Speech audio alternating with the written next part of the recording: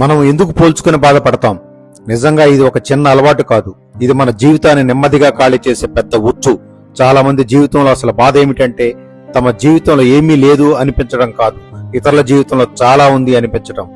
మనం మనమే బాధ పెట్టుకునే అత్యంత ప్రమాదకరమైన పని ఏదైనా ఉందంటే అది పోల్చుకోవడమే. ఎందుకంటే పోల్చుకోవడం మొదలైతే ఆనందం ఆటోమేటిక్ గా బయటకు వెళ్ళిపోతుంది. మనం పోల్చుకోవడం మన స్వభావంలోనే ఉంది. మన మెదడు ఒక మ్యాప్ లా పనిచేస్తుంది. నేను ఎక్కడ ఉన్నాను, నా స్థితి ఏంటి, నా భద్రత ఎంత, నా విలువ ఎంత, ఇవి తెలుసుకోవాలంటే మెదడు చుట్టూ ఉన్నదాన్ని చూసి అంచనా వేస్తుంది.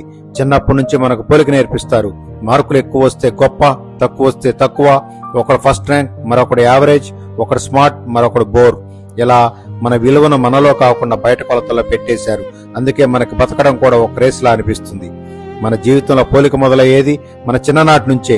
ఆ పిల్లాడు చూడు ఎంత బాగా చదువుతాడు, అవతరింటి అబ్బాయి ఎంత వినయంగా ఉన్నాడు, నీ అన్న చూడు ఎంత బాగా సంపాదిస్తున్నాడు. ఇవి మాటలు కాదు, ఇవి మన మనసులో పడే సూదులు. అప్పుడు మనలో ఒక భావన పుడుతుంది, నేను సరిపోవట్లేదు. ఈ నేను సరిపోవట్లేదనే భావననే పోలికలకు ఇంధనం.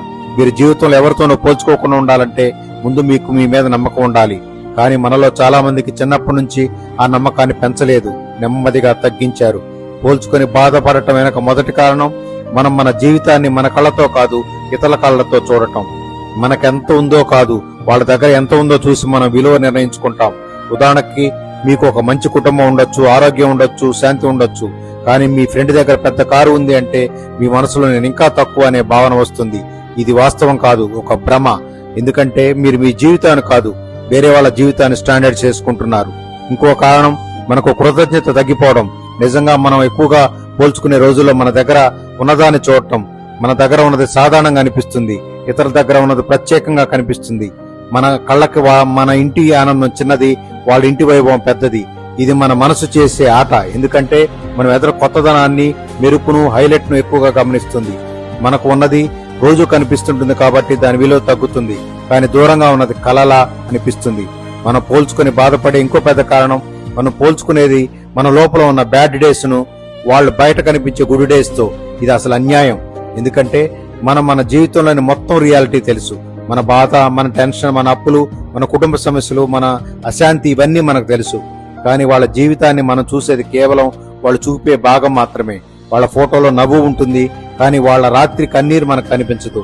వాళ్ళ స్టేటస్ లో విజయమే ఉంటుంది, కానీ వాళ్ళ డిప్రెషన్ మనకు తెలియదు. అప్పుడు మనం ఒక నకిలీ ప్రపంచంతో పోల్చుకునే నిజమైన జీవితాన్ని తక్కువగా భావిస్తాం. ఇప్పటి కాలంలో పోలికలకు పెరిగిపోయిన ప్రధాన కారణం social media, Instagram, Facebook, YouTube, WhatsApp status. ఇవన్నీ మన జీవితాన్ని ఇతరుల జీవితాలతో కొలిచేలా చేస్తాయి. మనం స్క్రోల్ చేస్తూ ఉంటాం, ఒకరి తర్వాత ఒకరు గొప్ప క్షణాలు కనిపిస్తాయి. ఎవరో కొత్త ఇల్లు, ఎవరో ట్రిప్పు, ఎవరో బర్త్డే సర్ప్రైజెస్, ఎవరో డబ్బు, ఎవరి సంబంధంలోనే హ్యాపీ. అప్పుడు మన మనసు అడుగుతుంది, అందరి జీవితాల్లో ఇంత ఆనందం ఉంటే నా జీవితంలో ఎందుకు లేదు? ఇక్కడ మనం మోసపోతాం.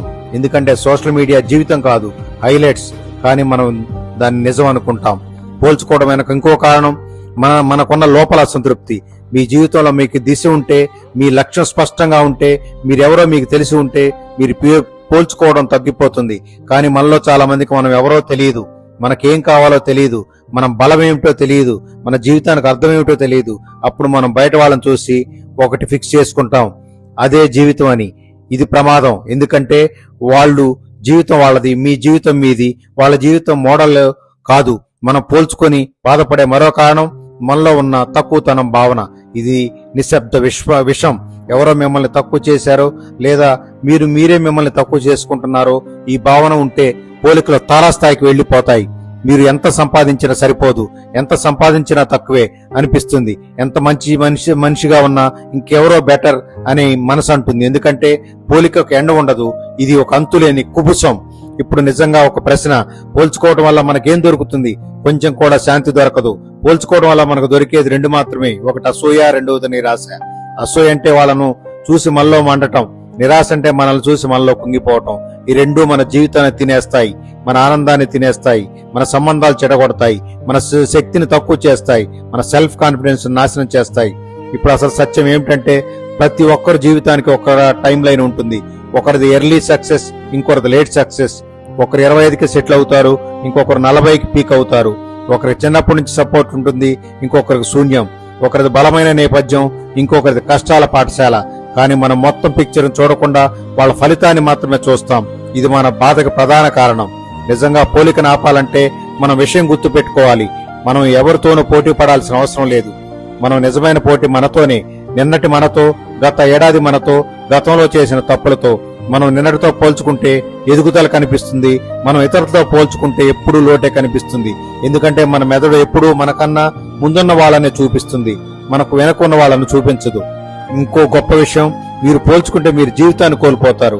మీరు మీ కథను రాయడం మానేస్తారు. ఇతరుల కథ చదువుతూ మిగిలిపోతారు. మీ జీవితంలో మీకున్న ప్రత్యేకత మీకు కనిపించదు. మీ బలం మీకు తెలియదు. మీ పెరుగుదల మీకు కనిపించదు.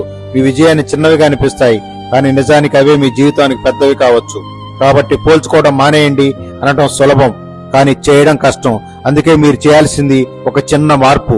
పోల్చుకోవడం వచ్చిన ప్రతిసారి మీ మనసును ఒక మాట అడగండి. నేను ఎందుకు పోల్చుకుంటున్నాను?